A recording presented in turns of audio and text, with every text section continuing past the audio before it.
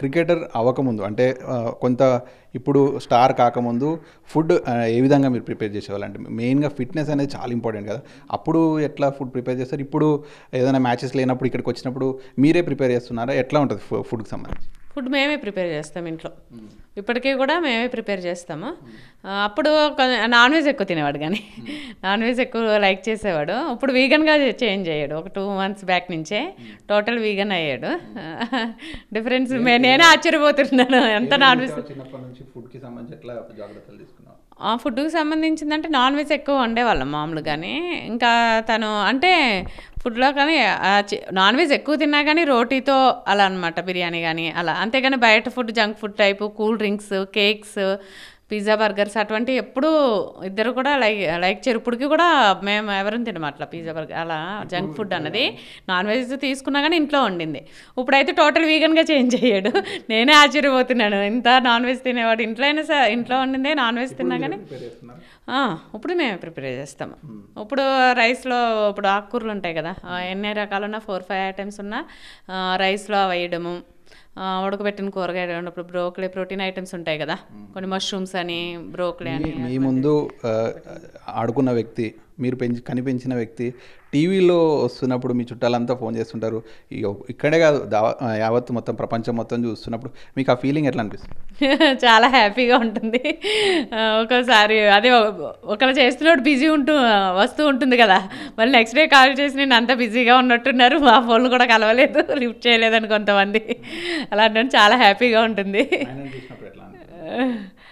తను IPL select అయినప్పుడు ఇప్పుడు కూడా డైరెక్ట్గా లేడు, ఫోన్లోనే షేర్ చేసుకున్నాం వీడియో కాల్స్లో. చాలా హ్యాపీగా. మ్యాచ్ ఆడుతున్నప్పుడు మీరు ఎట్లా చూస్తుంటారు? మ్యాచ్ ఆడుతున్నప్పుడు చూస్తాం కంపల్సరీ. కాకపోతే ఫస్ట్ వాళ్ళు బాగా ఆడినప్పుడు అంత టెన్షన్ ఉండదు, తన బ్యాటింగ్ వచ్చినప్పుడు. ఫస్ట్ వికెట్స్ ఏమన్నా పడినప్పుడు మాత్రం ఆ కూర్చుని చూసేదాన్ని కూడా కొంచెం అటు ఇటు తిరుగుతా ఏదో అంటే ఒక రకమైన టెన్షన్. ఇప్పుడు వీడి మీద డిపెండ్ అయ్యింది మ్యాచ్, గెలుస్తారా లేదా. అదే వేరే ప్లేయర్స్ ఆడినప్పుడు అయితే కాన్స్టెంట్గా కూర్చొని చూస్తాను. అటువంటి టెన్షన్ ఉంటే మాత్రం కిచెన్లో మనం అటు ఇటు తిరుగుతూ ఉంటాను.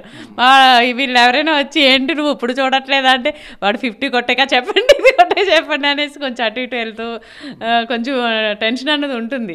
మన పిల్లలు ఆడుతున్నారంటే అంటే అటువంటి ముందు వికెట్స్ పడినప్పుడు ఆ టెన్షన్ చాలా ఉంటుంది. ఎవరైనా కూడా ఇట్లా మీరు ప్రాక్టీస్కి వెళ్ళినప్పుడు మీకు ఎవరు సపోర్ట్ చేయరు, కానీ ఇప్పుడు సక్సెస్ వచ్చాక చాలా మంది వస్తారు, మీరు ఇంకా కంగ్రాచులేట్ చేయడం కావచ్చు, మా చుట్టాలని చెప్పుకోవడం ఇట్లా ఉంటుంది కదా. మీకు అప్పటికి ఇప్పటికి ఎట్లా మీరు ఫీలింగ్ ఎట్లా ఉండేది? ఇప్పుడు సపోర్ట్ అన్నది ఫ్రెండ్స్ నుంచి, ఇప్పుడు సలం భయ్య సార్ సపోర్ట్ చేశారు అంటే ఆయన ఫైనాన్స్ వెళ్ళినప్పుడు కానీ అట్లా మీ అబ్బాయిలు కూడా రాకపోయారు అలా.